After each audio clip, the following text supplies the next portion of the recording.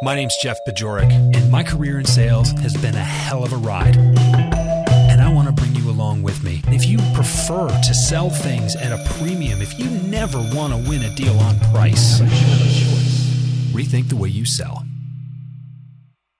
Welcome back to the show. My name's Jeff Bajorek. I'm your host, and I'm here to help you rethink the way you sell. How you feeling today? You feeling good? Are you riding high?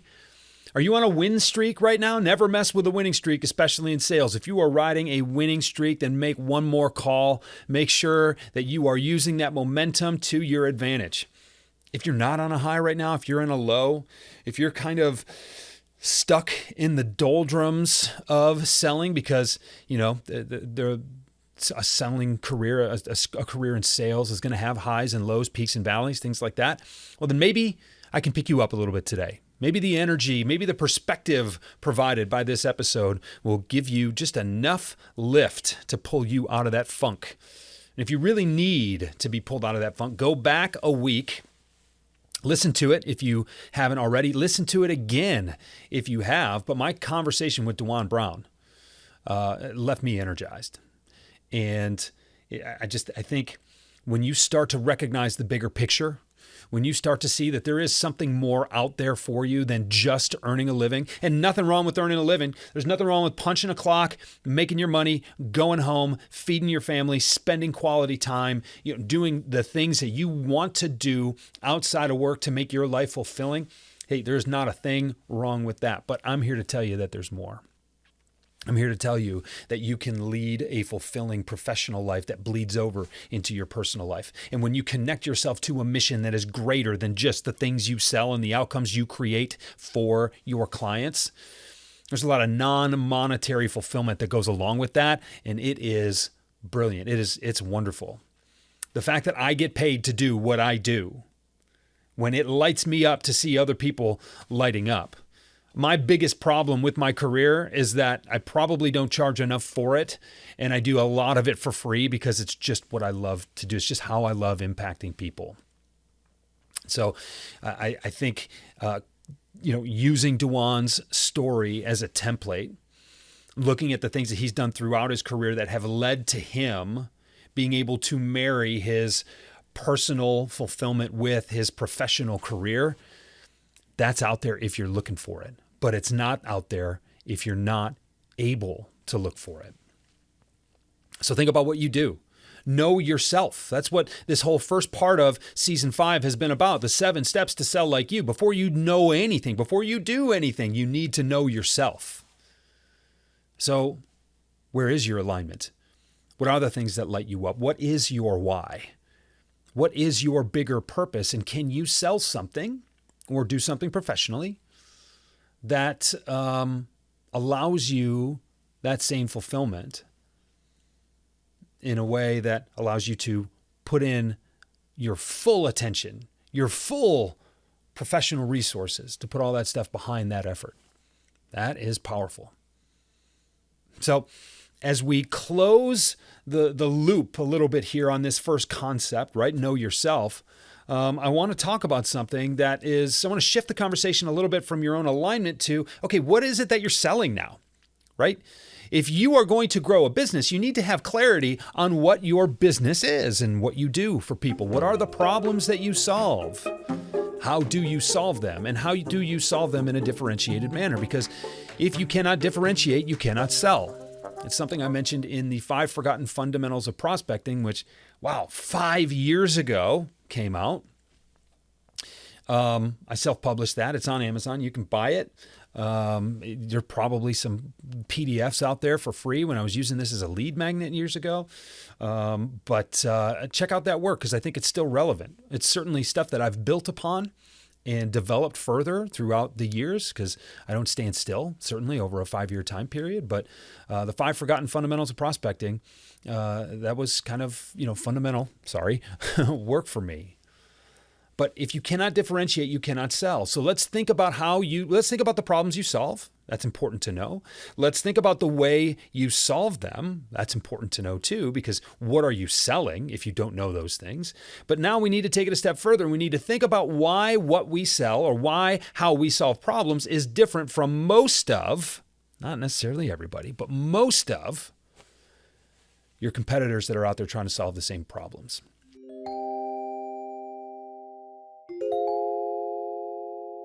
I want to dig into this distinction of most of, okay? Because when I say if you cannot differentiate, you cannot sell, you have to differentiate from the market writ large, right? You need to differentiate from the way these problems are usually solved.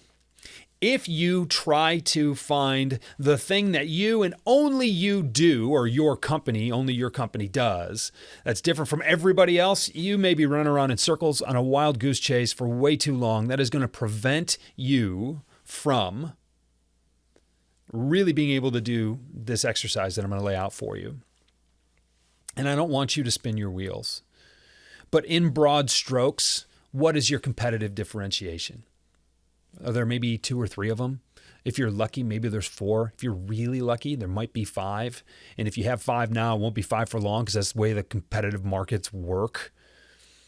But understand what you bring to the table. And I'm going to tell you in a blanket statement, the number one thing that you bring to the table that nobody else brings is you. That's why you never sell better than when you sell like you. Because when you realize that you are the differentiator and you bring you to the table the whole time, that's really, really powerful. And that's what we're trying to unlock with this season, right? But what are your competitive advantages? Are you the biggest in the market? That's got some heft to it. That's got some leverage to it, some value to it. Okay. Do you have a new and unique technology that no one else has seen before that is proprietary that you brought into the marketplace? That's a competitive differentiator. When I worked in biologics, when I worked in life sciences, in orthopedics, we had a processing method.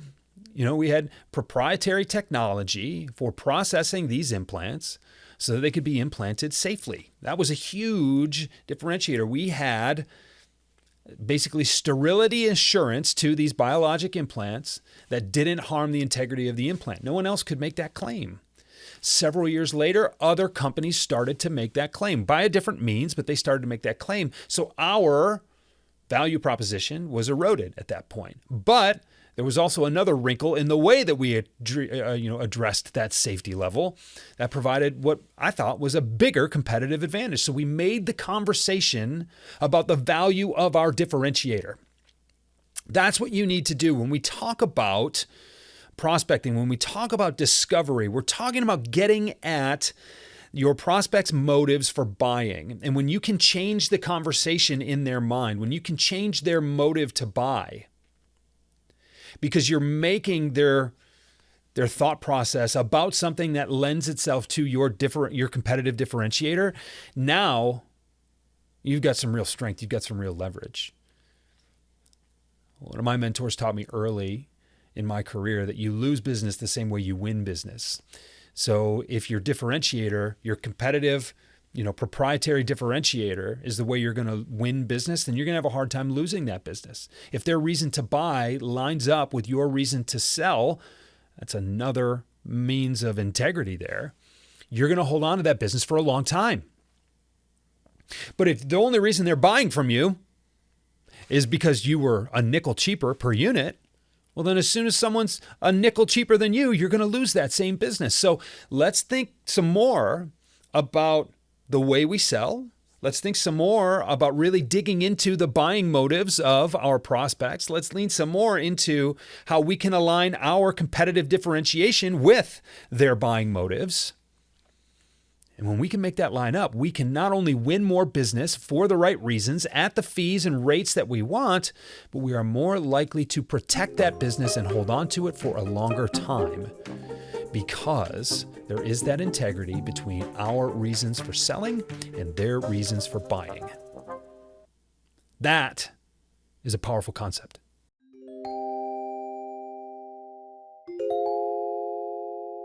So I want to direct you to a very simple exercise. This is one that started with the 5 forgotten fundamentals of prospecting and has been copied and picked up and pasted and put into the Prospect Like a Pro workbook that you can find at jeffbajorek.com/tools.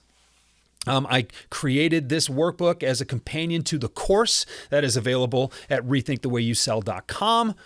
And it all went in conjunction with season 3 of this podcast called Rethink the Way You Prospect. But very simple PDF. I mean, look, you can download the PDF, or if you don't want to be on the mailing list, then, well, you could just unsubscribe from the mailing list after you download the PDF. But it's a really simple exercise. I've got 3 questions for you. What makes you different? What makes that valuable? And why does that matter?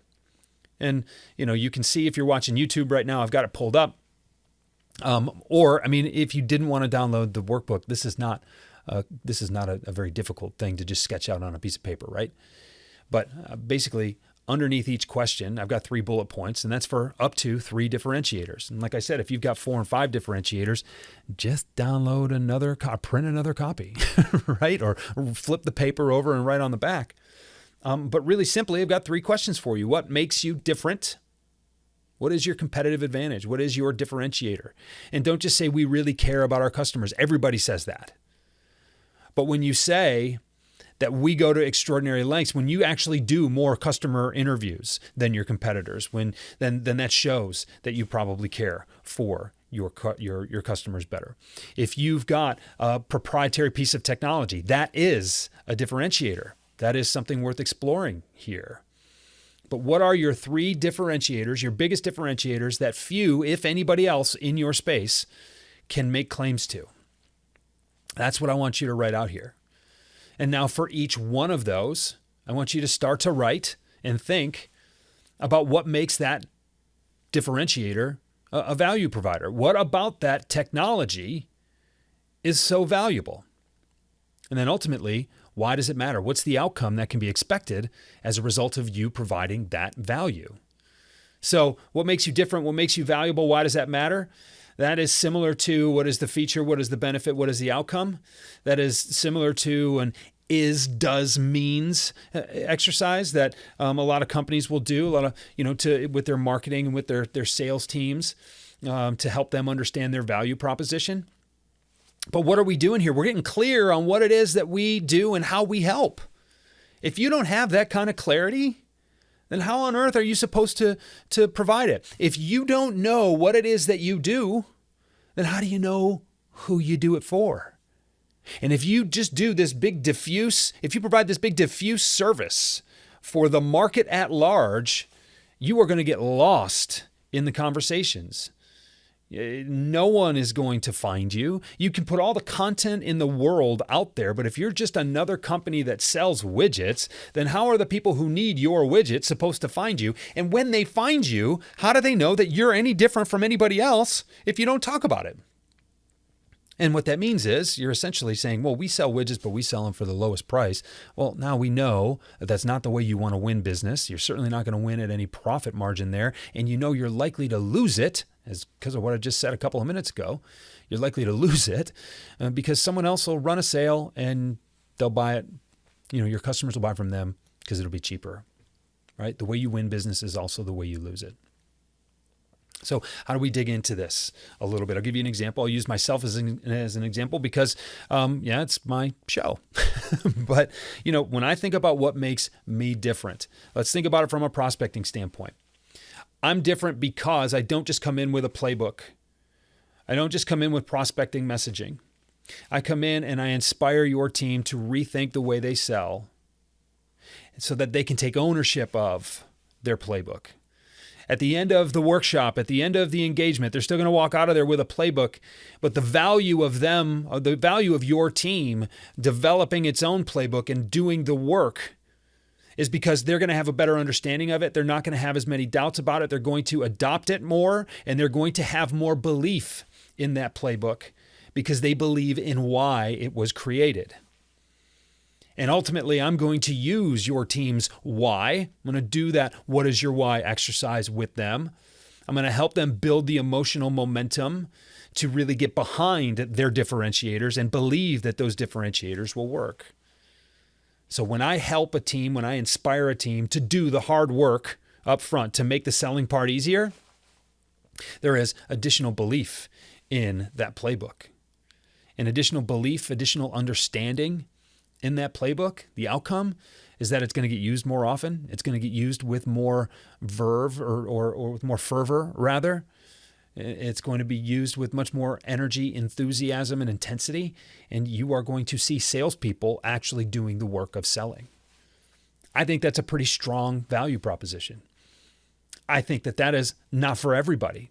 I think that there are some younger or less tenured sales teams who really need to be told what to do first because they need to skip through all that thinking part, or, they need to skip through that, part of the assignment. They just need to get some experience underneath them.